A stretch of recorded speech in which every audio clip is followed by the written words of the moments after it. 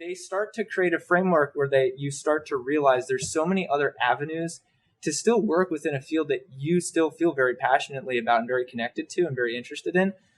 But it's a matter of, like, when I got to college, I came in with this attitude of, like, I kind of want to do everything. Like, I would want to do camera, I would want to produce, I'd want to direct, I could be talent, or I could do, whatever. Yeah. And I would just love it.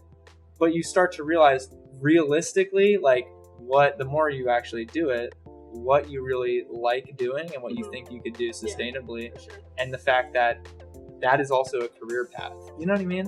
And, like, that's a really empowering thing to realize.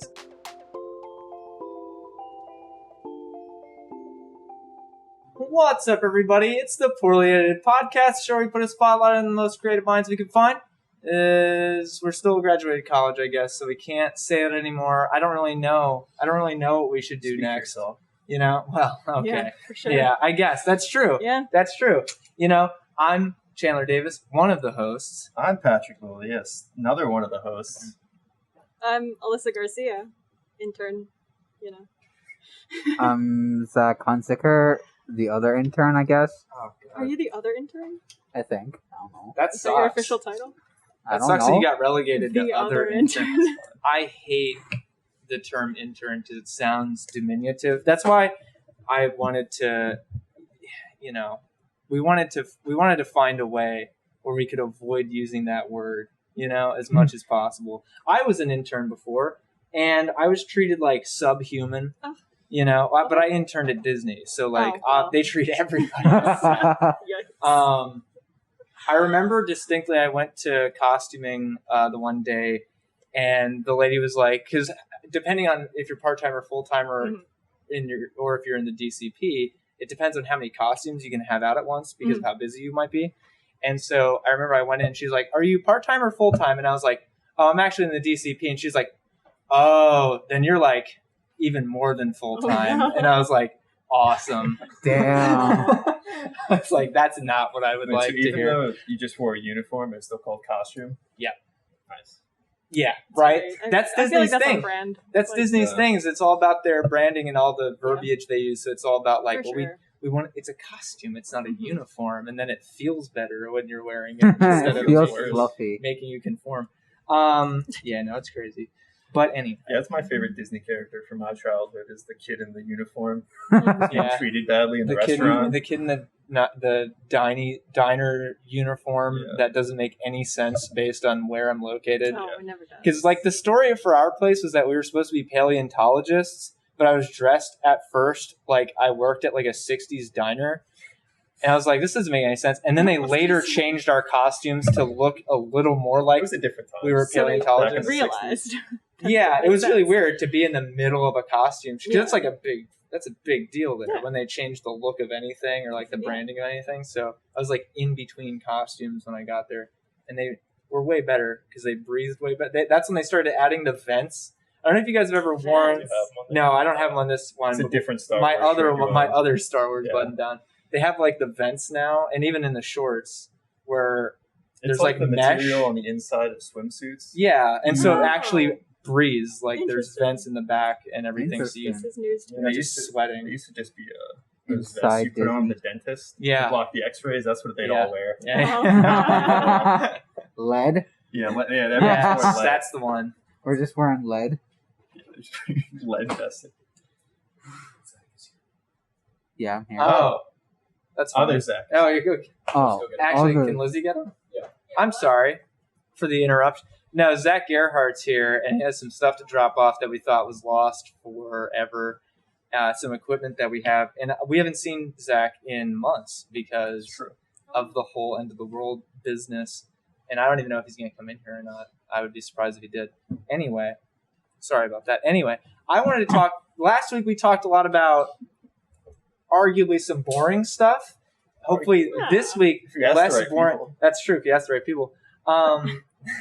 So I want to talk a little bit about you guys, and you've been on the show before, and you've had your time in the spotlight. I get that, but I would like maybe if we could, try to dig a little deeper, maybe, and not as much focus. Because I think when we had you on, I wasn't there, but I think when we had you on, we talked a lot about your music, you being a musician. But I know you're not just, you do have other interests and you do have other things you're passionate about. So maybe we could get to know a little bit, because I want people also to know what you guys are about too, you guys are going to be around.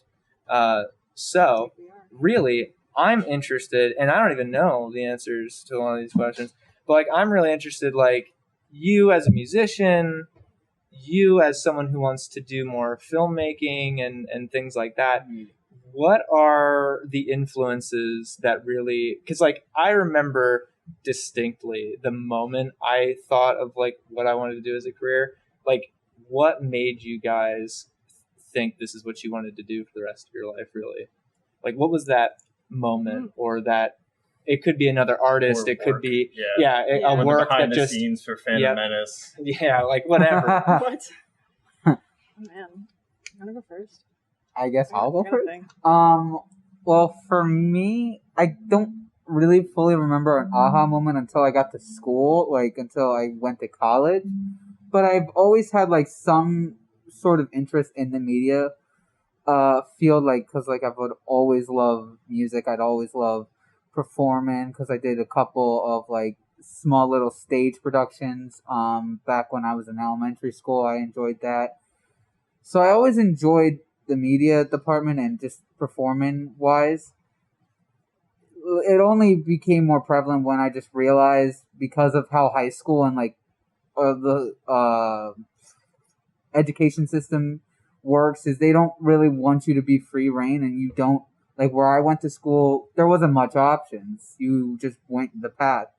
When I got to college and I was just trying different classes, I got really interested in like the sound design courses with Scott Tice, and then I got interested in with Wendy Barron and Bernard Peruso. And then that's what made me commit to coming into the media field and realizing it's not just either you're on the screen or off the screen. There's a bunch of different jobs. So I'm like, all right, I'm going to take this leap. And that's really what my aha moment was, realizing I can take this leap, because I wanted to, but I just, education was like, you got to go get an accounting job and work at a firm type stuff. 9 to 5, man. Yeah. 9 to 5. I think a pretty defining moment was, I think I was about 13. It's about 13. I wrote this song that I cringe at now, but it was really important to me back then, called Don't Hate on Me. And it won a songwriting contest at my music school. And that was huge. And then one of the prizes was recording at a studio. And it was Milk Boy Studios in Philly. And I was a child, walked into the studio, saw everything, saw, I think, like Kelly Clarkson's like platinum record on the wall, and just started crying, so, as one emotional 13-year-old does. And that just had a huge imprint on me, being in a studio, being in an environment where you literally just tell stories and create. So from then on, I wanted to keep writing and telling stories that people could relate to. I guess some like big influences of mine are like Sarah Bareilles, who writes everything. A lot of artists that write very like literal lyrics as opposed to like more metaphorical stuff. Who else? Regina Spektor, Tori Amos, like a bunch of female singer-songwriters I just got listening to a lot. My piano teacher, his name was Stu Shames, was a playwright, or is a playwright and a songwriter. And he taught me everything I know. And he really put me down a path of using that as a form of, self-expression. And I've always been an emotional person. So to have that outlet and to have it feel so safe and natural and comfortable is something that I want to spend my life doing. Yeah. And, I'm honored and blessed that I got to realize that at an early age because of the opportunity I was given. So. Yeah, I'm at that phase right now where I just started writing songs. And so I know I still have to write the cringe songs before I can write anything good. Oh, yeah. So I'm looking forward to that. Yeah, that's the fun part. got to take down I had to take down 2 full albums of of I'm pretty sure one of them was a Hunger Games based fan fiction song or something. That's fantastic. I don't even know. I mean, you could make a career off the cringe songs. I could. You could. People do. You could. People do. Yeah, for sure. I could not, but yeah. That's where memes are made from, of course. man. That's true. I think it's interesting what you guys said about education. And it seems almost, I mean, at least from what I gleaned, you guys had a little different experiences in that strengthen the education. Like you went to school before college that was not so accommodating, or not so accommodating at least to figuring these things out and to giving you a lot of options. But did you go to a music school? Oh yeah, so you said you were at a music school. Yeah, well, that was where I took piano lessons. I had been there since you were 13. Yeah, I started at 5 at that school. And so was that also while going to high school? Yeah, and thank God my high school had an awesome drama program. Yeah, it was a really big part of that, and yeah, even my grade school before that, super music involved, and I was always there, spending all my hours there, being a part of that community, your typical theater kid group. Yeah. Yeah, seriously had a strong influence on me. And from then on, I surrounded myself with artistic people and tried to do that as much as I could. That's amazing, especially from a younger age. That's really amazing. Yeah. I didn't get that until I was in college also. And yeah, I think education is really important, and you really hit the nail on the head about, I agree in a lot of cases there's not enough accommodation towards laying an infrastructure where kids can kind of figure these things out and have the opportunities to try a bunch of different things. A good point, and whether that be because of budgeting and funding, a lot of times, unfortunately, the first thing that gets cut is the arts. And I think that's terrible. I went to a high school where all the funding just got dumped into sports. The drama club had to fight tooth and nail for everything they got. We didn't have a film club. We didn't have any infrastructure for any of that. So that sucked. And then when I got to college, finally it was there's so many options. I could do anything. There's all these facilities. There's all this infrastructure. There's people of like mind who are also interested in these things. And it was like a renaissance for me, for sure. And it's crazy just how much that can change for a person to allow them to have the opportunity just to be able to try. It's crazy because it's you don't have to, that doesn't have to be your career for the rest of your life, but it's cool to be able to get to try different things and to just see what you like. And you'll never know unless you do it, And there's just not enough of an emphasis on those things. And I encourage that so much to anybody I talk to. It's even if you don't think you'll like it, maybe just give it a try. You know what I mean?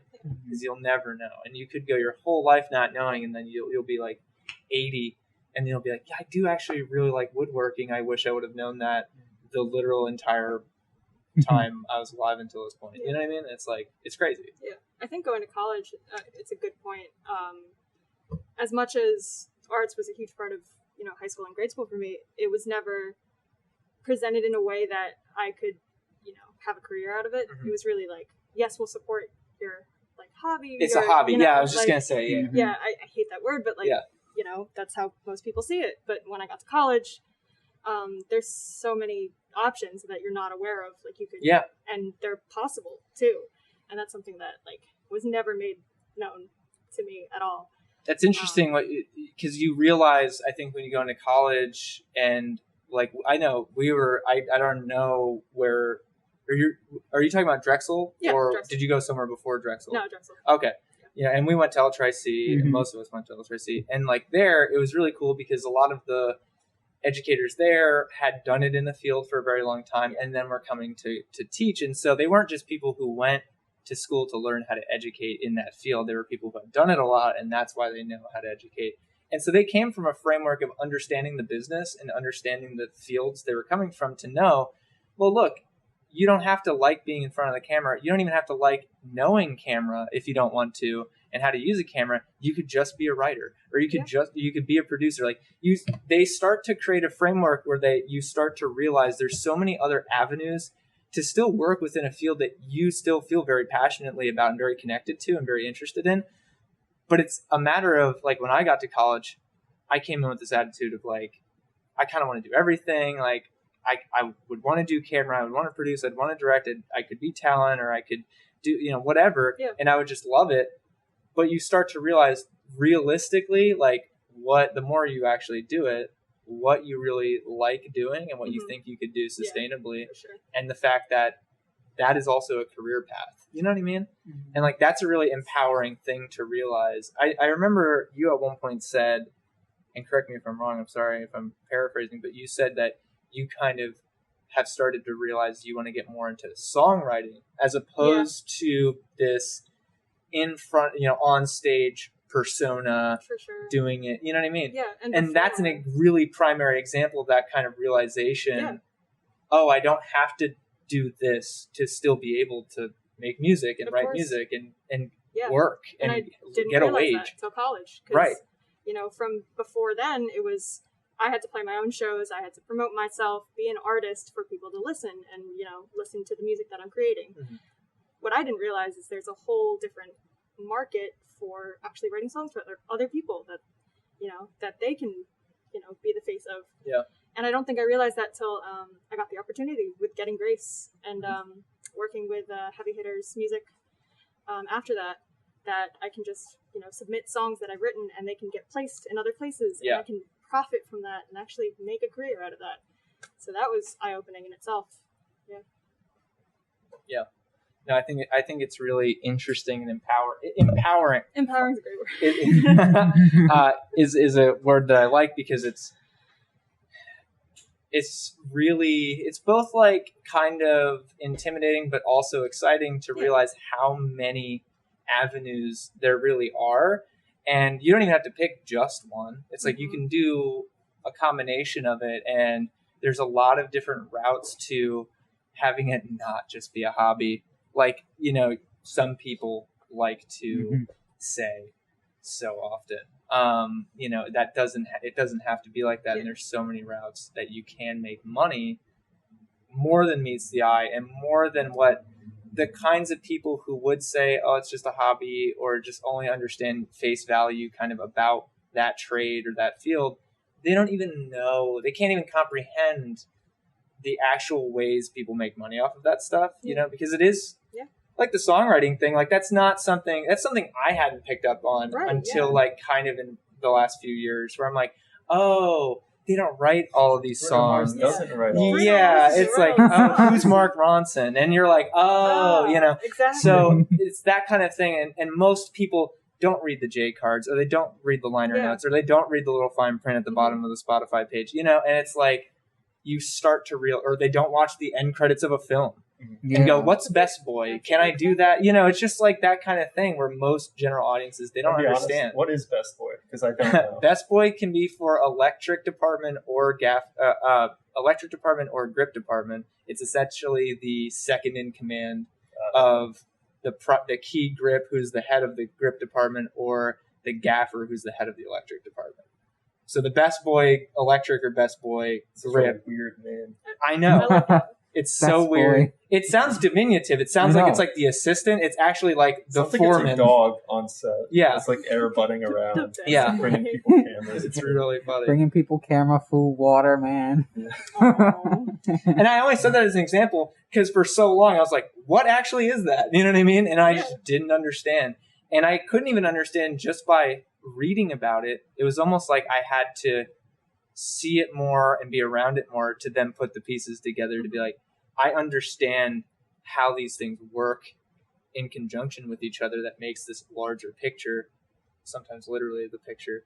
You know what I mean? But yeah, no, I think it's a really interesting thing, and I don't hear people talk about that a lot or even encourage that a lot. Yeah. It almost is like something I'm met with sometimes when you'll say, like, for me growing up as someone who's like, I want to direct, I want to, do that. And like, you're 12, and you tell your family or your teachers or something like you want to direct or whatever when I grew up. And you get to a point later in life where you might be like, oh, you know what? Actually, I realized I just really like camera department and I just want to be a director of photography. Or I really like grip and I would love to just be a key grip for the rest of my life. Or I really like hanging lights and doing lighting and I just want to do that. Or I even want to do sound and hold a fucking boom, indefinitely. It kind of is at a point where some people make it seem like you're copping out by finding a niche and finally like finding your place in what you want to do. People be like, oh, but I thought you wanted to do this. It's like, well, I'm not looking at it like that. Yeah. It's not I'm not compromising on my vision. You just kind of found a destination. Right. Or like you found like the path you want to go down, but and then you're like, oh, I don't really know where this actually leads. And you start looking at like subsets. Yeah. And you're like, okay, this is actually where I want to end up. Yeah. And it's something I've thought about. Like internally, I've like had the dialogue. It's like, am I copping out? Is that what this means? And it's like, no, that doesn't make any sense. But it's so weird because it's like that's almost something that's kind of drilled into you. Mm-hmm. It's like if you don't get exactly if you don't arrive exactly at the destination you thought you had laid out, which at the time of making that destination, you didn't even know what you wanted, then you fail or something. And a lot of people want to make you believe that. Or piggybacking on that is like, if you aren't like the top, like the most recognized name, like the director or producer, then they'll just, a lot of people, because that's happened to me, is where like, I still don't fully know where I want to end up. I just want to try everything. Yep, that's the best way to do. So far I've enjoyed everything. So that's the problem with me. But a lot of people, when I first said how I wanted to go into the media industry, they're like, oh, what are you going to do? Be a director or a producer or like talent? You're not going to be good enough for that stuff. Or like what? And I'm like, yeah, I don't even know yet, honestly. And they're like, then what's the point? Those are the things like general audiences, that's all they care about. They only care about who they see on stage or the lead singer or like, you know what I mean? Like not even the drummer. Yeah. Like it's God forbid you're or the bassist. Yeah. No one's going to know who you are. Or God forbid you're a co-producer or you're, like I said, you're head of a department that no one cares about. Like, if you're like second string in the NFL, people make fun of you. It's like, what the fuck are you talking about? It's like you made it, dude. Like you're in the NFL. You're getting paid just to sit on the bench. You're getting paid just to sit on the bench. Yeah, they're getting paid more than us to sit on a bench. 100%. And even like, there's still like top 1% of football players in the entire world. Yeah, people are like, oh, you're not starting. Yeah, so it's like if you're not Tom Brady, then you're not that as important. It's just like such a weird, very at face value kind of narrow worth that people and that people put into a lot of that stuff, and that's tough. That's kind of a tough thing to reconcile. It's almost like, because I've kind of gotten to this point where I'm like, I wonder. I don't think if I would ever get to anywhere short of being a director or like a head producer or whatever, or like big talent. I don't think, like, for example, a lot of the people in my life would really value it that much. You know what I mean? Mm-hmm. Because they would always be like, oh, well, he didn't get to what I think is the peak of that field and the peak of success of that field. Mm-hmm. And that's a really weird thing to like wrap your head around, is that almost, even if you win, other people are still going to think you're losing no matter what. And they're always going to count you out. And it's a really weird thing. And just also in other fields too, it's like, but mainly going back into that, is like, what if you don't wanna, like, what if you realize, like, what if you just are, like you said, how you're fine with like being a director of photography?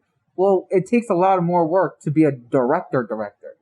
And it goes back into stuff that people would tell me at like my other jobs, where like I wouldn't want to be like a shift manager or like a general manager, because I didn't feel like putting up with half the stuff that I see that they put up with. They get paid a little bit more, but get put on so much than what I am. I know everything at the job, and I'm fine with having less responsibility, but knowing everything. Right.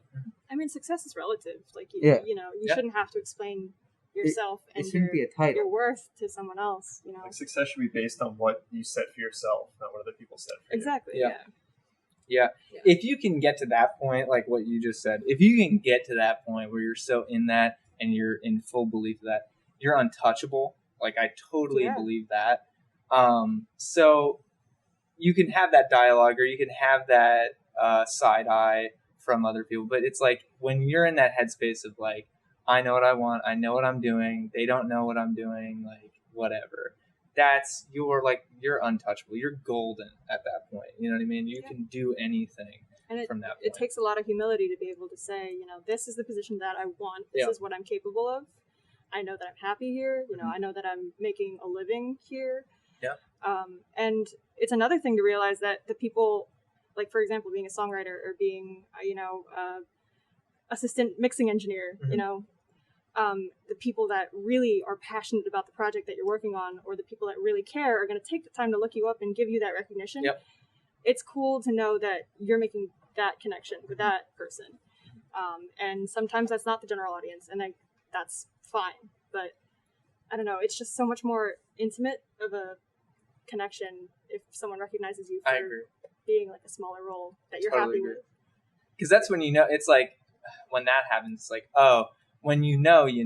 Yeah. And the people who know, I connect with way more anyway than I would just a normal, like not like normal person, but just someone that doesn't understand as much about what I do, that does mean way more to me. I totally agree with that. Yeah, you're right. Because it's only the people who care enough to seek that information out and to know what that is. Yeah. You know what I mean? No, I totally agree. I have no idea what Josh is doing. He's cooling his phone. Did it overheat? Oh, man. Oh, God. Wow. Can you put a lid on your water, please? That's true. It's really making me anxious. That's true. I just caught that. Yeah, no, that's a real thing that that's I did. Not even on the right way. No, it's not. There was no time. There's no time. Yeah, I don't know. It's weird, and I think you guys are totally right. I think you guys even have the right attitude, 100%. There's a lot of people. I think it's really easy to come into, especially. I don't want to act like our fields are that crazy and complex and insane, but there is a lot of ambiguity with some of that stuff, and to develop an understanding of how it all intertwines and kind of where you might see yourself and what you might want to see yourself doing, and then having the right, like I've read so many horror stories about both, the field you want to go into, the field that you want to go into, of just people like, I went out to LA, or I got the record deal and I hated it, or I got treated bad, or it wasn't what I wanted, and it's like that. I feel like that's the most soul crushing horror story you could possibly have, especially when it starts to compromise and degrade what you thought was the thing that you really wanted to do. Mm-hmm. And to be so steadfast in your belief of what you want to be doing and who you are and what your worth is within the grand scheme of things. Like I said, with that attitude, there's really nothing that can stop you from getting there and achieving that and reaching the height, wherever you choose it to be.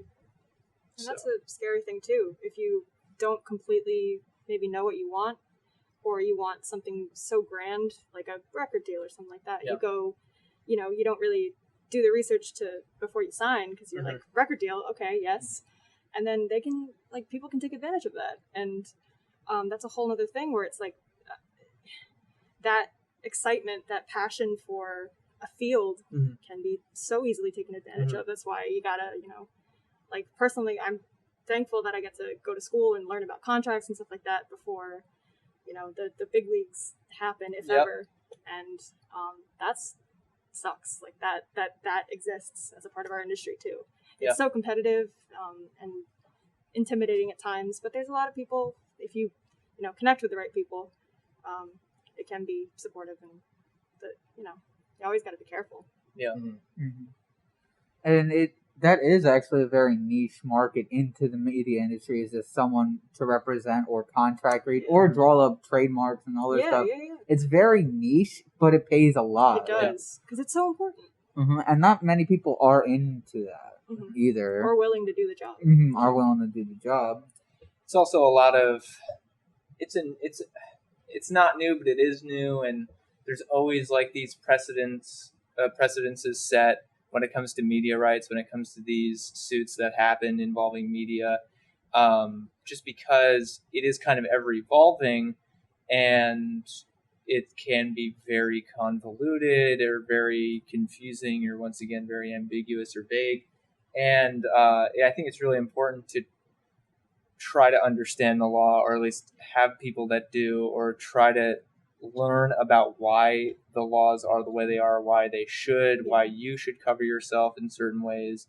And that's something that can also really easily be overlooked, you know? 'Cause it's also the stuffy, boring things that people don't really want to be bothered with. Of course. But it's like, well, unless you want to pay a lawyer to do all of this for you, which most starting artists probably don't have the capital for, then it would be wise to try to educate yourself and brush yourself up on kind of how these things work. How can you copyright your stuff in the easiest, cheapest way? How can you make sure you're maintaining your rights over your works where you know, where that's important to you, and you're not getting raked over the coals by someone you're getting into a deal with or whatever. And yeah, that's also stuff that's so like just in the ether and hard to kind of comprehend at a lot of turns. But because like I said, it's also changing all the time. I'll read precedents cases that are being set where it's just the judge they could just be like, they don't even know how this medium works or what is even going on, and they just kind of rule. You might as well have flipped a coin, and then they rule, and that's just how things are. And you're like, okay. Especially with like chord progressions and shit being... That's a big thing that's been happening lately. Yeah. Huge thing. And it's insane. Like, there's only so many ways you can play a chord, phrase a chord. And, you know, and there is only so many chords. There's only so many notes. And so you can't... The idea of claiming ownership over chords or chord progressions is insane and ridiculous. And, you know, it's like, that's such a slippery slope. And I actually don't remember precisely what the ruling was. I think it was thrown out, if I'm not mistaken. I don't remember. In the last, two times I've heard it come up. I think one was with a Taylor Swift song. One might have also been a Katy Perry song. Yeah, Katy Perry, Dark Horse. Yeah. And a Christian rapper named Flame. I think Flame won initially, and then I think it got overturned, I want to say. I could be wrong on that. It's so weird, though. I thought there was a percentage that it had to be. Like, if it met a certain percentage. Yeah, there's percentages, and then, if the person was aware of the song beforehand, if you can even prove that. Yeah, it's like, you could easily, hear it, in a elevator or just, somewhere casually, someone be playing the song, and then it gets stuck in your head. Yeah. And then you're just later on, you forget that you heard that song somewhere, and then you're like, oh, this is a cool chord progression. That happened to George Harrison, and he lost the case because he subconsciously stole a song, or he said subconsciously. He committed thought crime, and then the rest of his career he was really paranoid because he's like, is this mine? Oh, damn. See, that's so fucked up, though. I feel like I was just talking about this last night at some point, but art is transformative in nature, and it's something that is supposed to be created and then interpreted and then built upon, and that's what makes it strong, and that's what makes it stand the test of time. And that's what makes it continue to be able to resonate with so many people and have so many people connect with it. It's one of the only things like that to human beings, that's capable of that strength. And so when you begin to chip away at that transformative, interpretive power to the point where you're afraid to listen to music when you're going to make a new album, and you're going to be in the studio for a while, or you're in the writing process, and you're like, I can't even listen to music. Please turn the music off because I don't want to accidentally plagiarize someone's riff. You know what I mean? That's such a terrible place to go. You know what I mean? That's a terrible direction. Vanilla Ice totally just rip off. Well, yes, that's the Vanilla Ice thing is a different story. I mean, if you look at some of the songs in the 80s, they have similar starts or like just similar mid grounds. And I mean, a lot of music now is sampling stuff that already exists. Yeah. Like, it's like, I don't know. It's like it was easy in like whenever music first started to make different things because no one had done anything. But at this point, and people can record things. There's like, I mean, there's how many hours of music on like Spotify or YouTube, and it's like, if I write something randomly, there's a decent chance it sounds like something that exists. Yeah. Yeah, and it's like to begin to get scared over that. It's such a slippery slope, and I think is a really a bad direction to go in, because once you start to take away that transformative nature of everything in art, you're not going. It's surely not going to improve anything. It's only going to harm what the potential could be. You know, I think everything is strengthened. Like, I think free use and everything like that is Creative Commons is really cool. Yeah. It's very cool that these things exist. It's very cool that there are artists who specialize in deliberately creating works that have that rights scheme so that people can do whatever they want with it, and they can remix it or they can edit it, you know, however they want, if it's a video or whatever.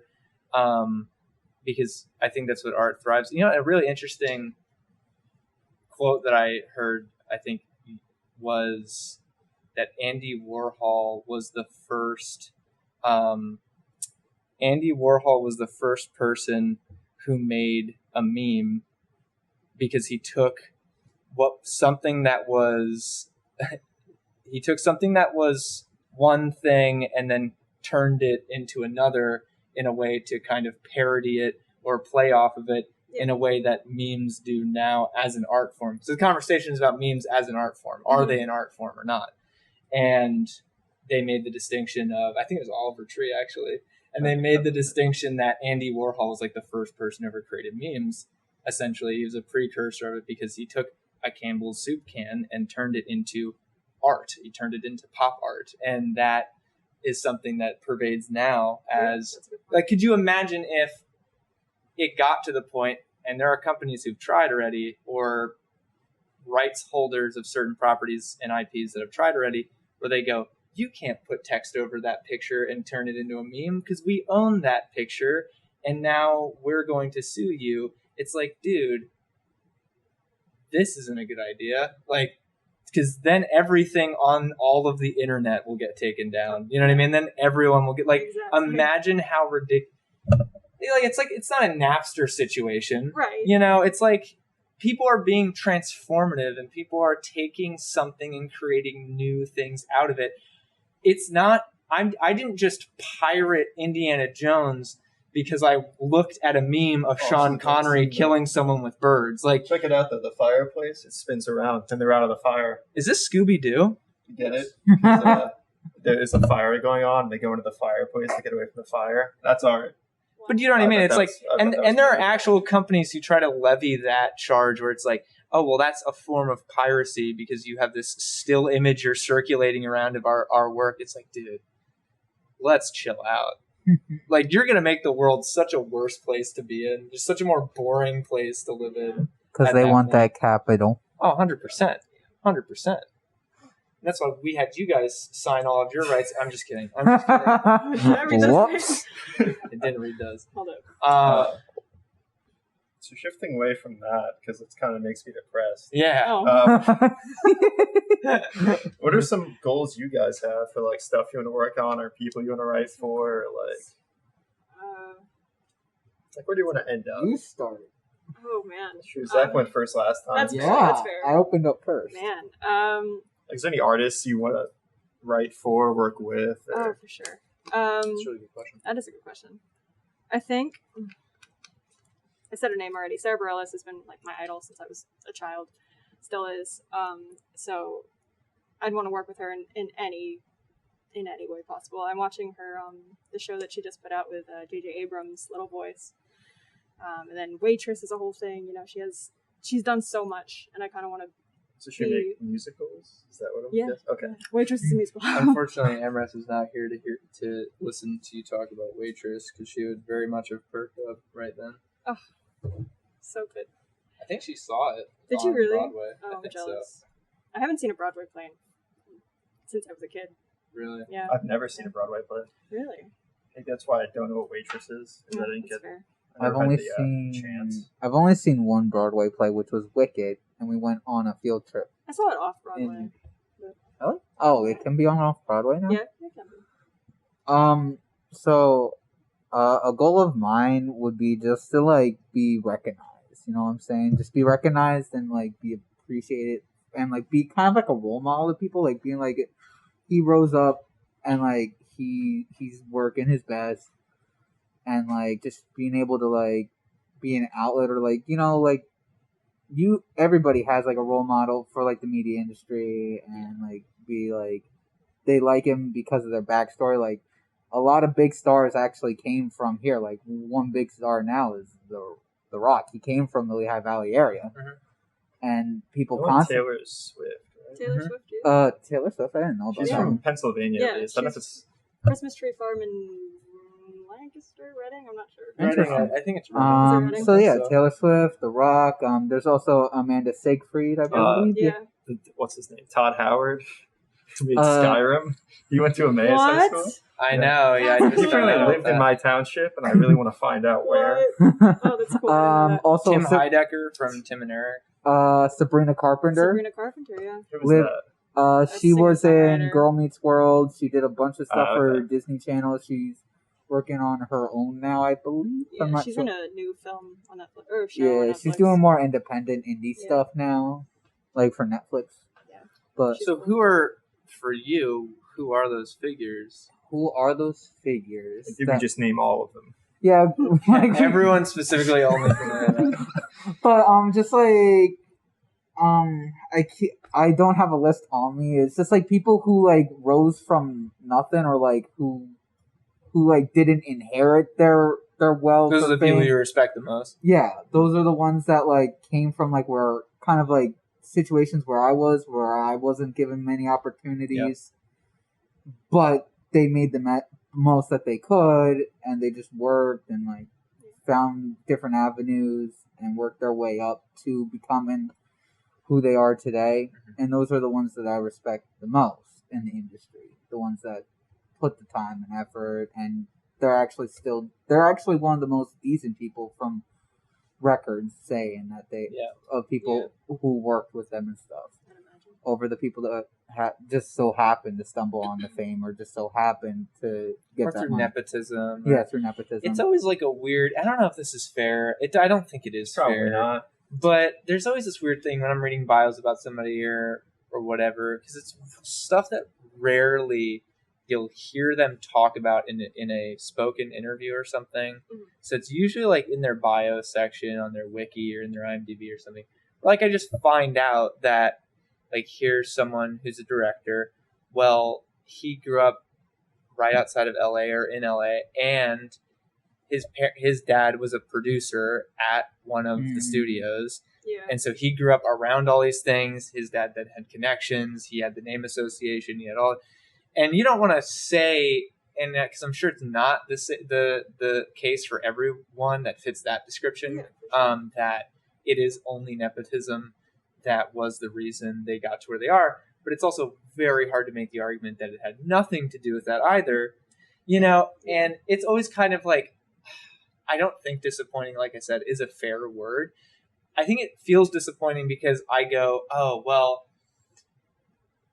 the examples, like what you said, are so much more scarce when you really start to drill down into it. Mm-hmm. Like, at least I feel in the film industry, you'll come across so many people that fits more of like what I described as opposed to what you described. Mm-hmm. And that's tough because that's not my situation at all, and it's like, it's hard because it's like, oh, I really admire this person, but like fucking they had so much to work off of, it seems at first. like less achievable. Right. It makes it seem less achievable. Yeah. Right.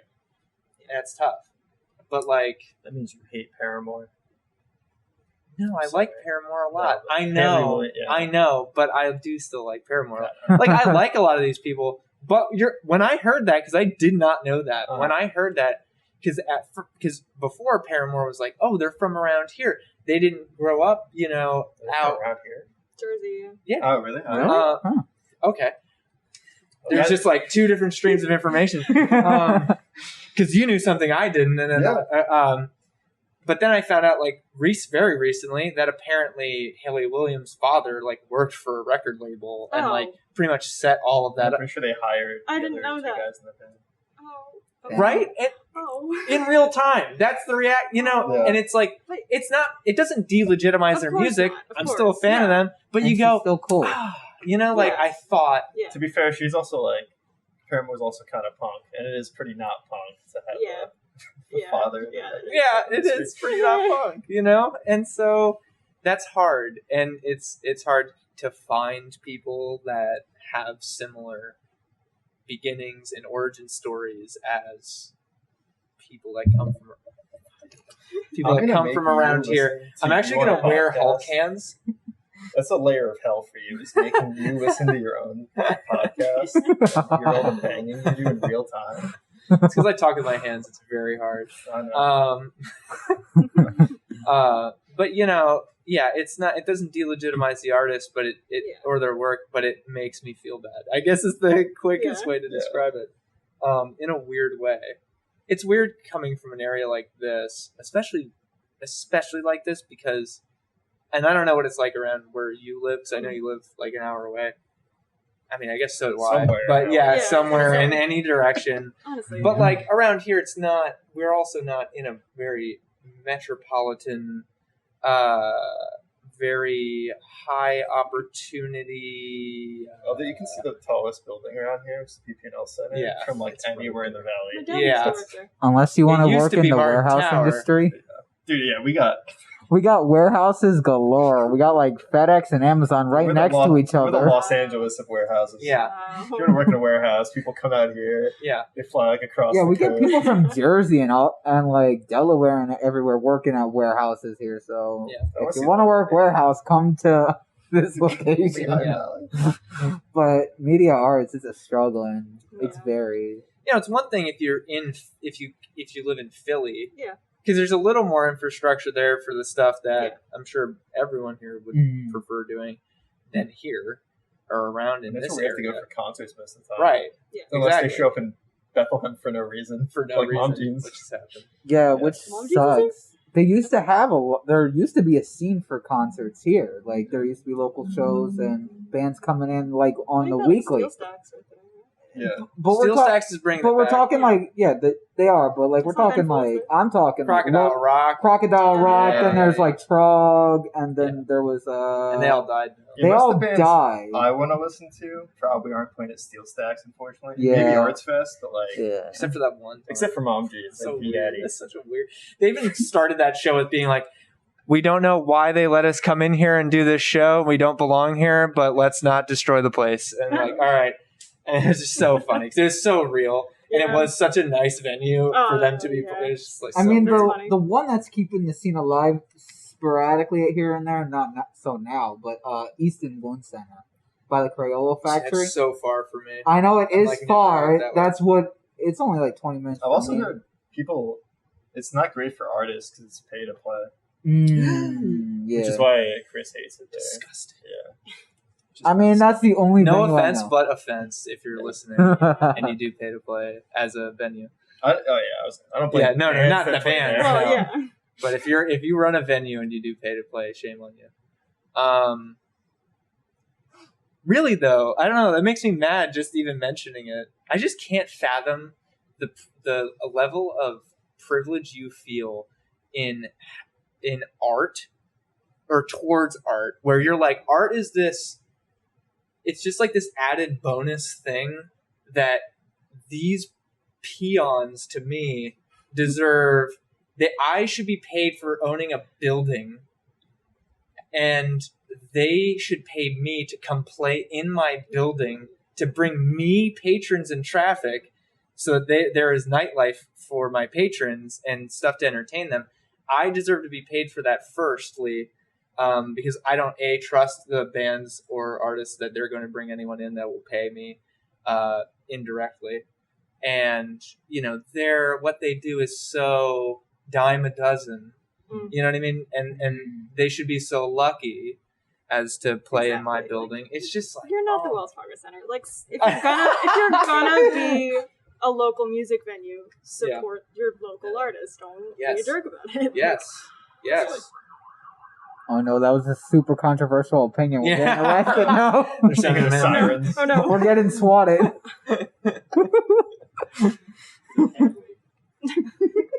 For the crackdown. I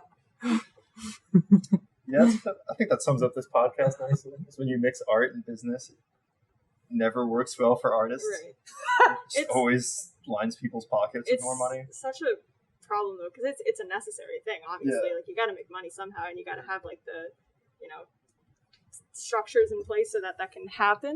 That's the slide that we try to avoid as much as possible. Apologies. Hello. No, you're good. But yeah, piggybacking on that point is sometimes like a lot of going into like the horror stories too, like trying to tie that in is a lot of people are afraid to say no because they're afraid. Like before going into this industry, I would have taken any opportunity that crossed my path. I wouldn't have even read the contract or anything. I would have been like, "Oh, cool, opportunity." It's okay to say no. It's okay to like take your time, read that contract before you sign it because you might end up being a horror story. Yeah. And then with the mixing money and old business and art, it sucks, but it's necessary too. But there can be a fine line. Like, I think there is a fine line where you can satisfy both parties. It's just the one party would have to not be so money hungry. Yeah, which is.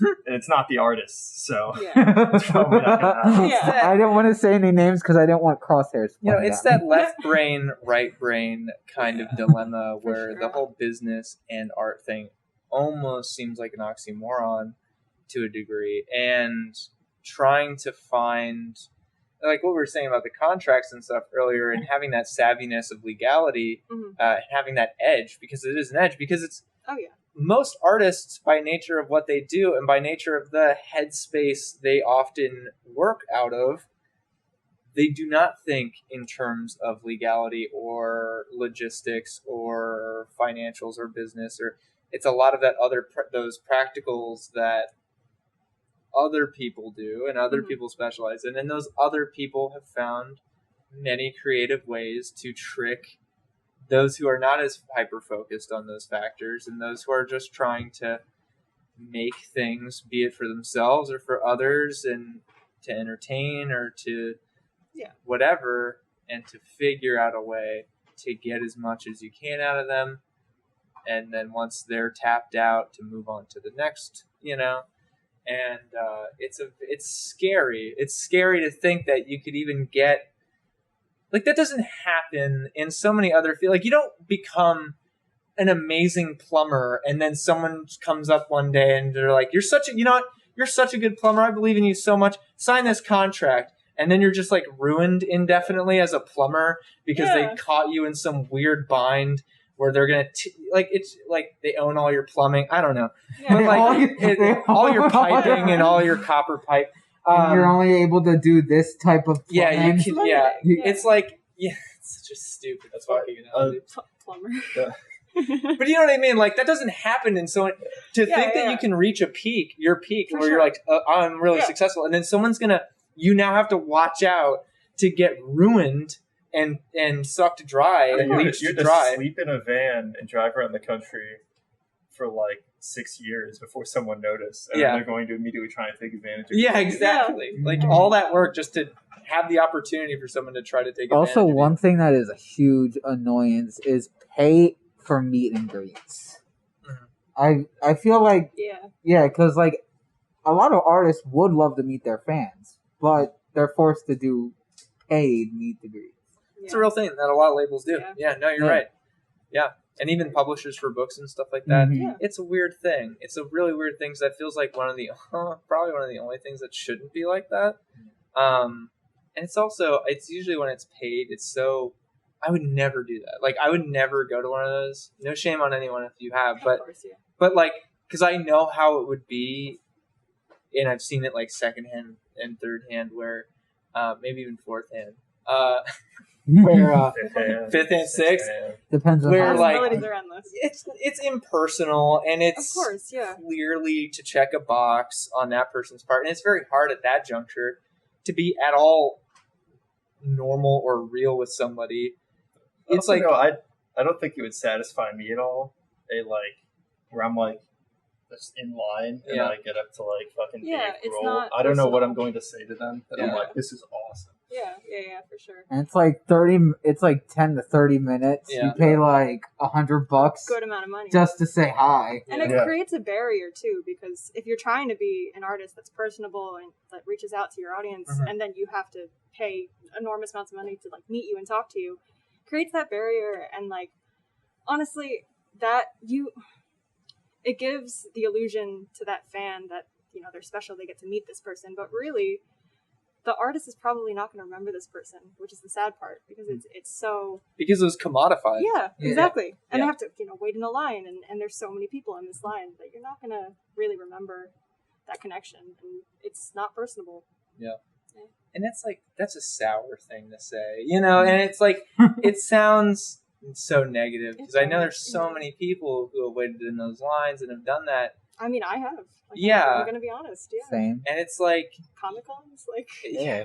And it's hard to wrap your head around that the very nature of the thing that allowed you the opportunity to do that. Hang on, I'm so sorry. You walked in, and I looked over, and I was like, who the fuck is that? That was a real thought I had, because you cut your hair. All right. Oh my gosh, that's crazy. The appearance of Zach marks the end of the podcast. So, Zach, do you want to cross the frame? Do you want to stick a hand in? That'd be or something? hard. Damn. What is this? Why are you doing that? You gotta do that to me, man. Isn't it so funny? I want to do a slow pan up, where it's like the dolly, the fluid head ball joint, and that's a phone. Like, such a meme. How do we end this now? Zach, at the end of this podcast, can you find it's like a heart vignette for a transition?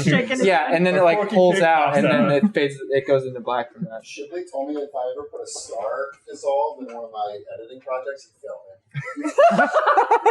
me. That's a good professor. Unironically, that's a very good rule of thumb. Can we please? All right. So I don't have to talk to Zach behind all these lights. Well, guys, we hope you got something out of this. I hope you're more depressed and have a negative worldview. Demystified a lot of the magic you thought was prevalent in the things you enjoy, and nothing's real. Nothing's real. It's all smoke and mirrors. I'm crying. You should be. Thank you so much for watching, listening, and hanging out. We'll see you on the next one. Check us out, Spotify, iTunes, YouTube for the video version of the podcast. Thanks so much. Signing out. Lab 212, Poorly Edited Podcast. Catch you later. Have a great day. Yeah. Which camera is that? This camera. Oh, man.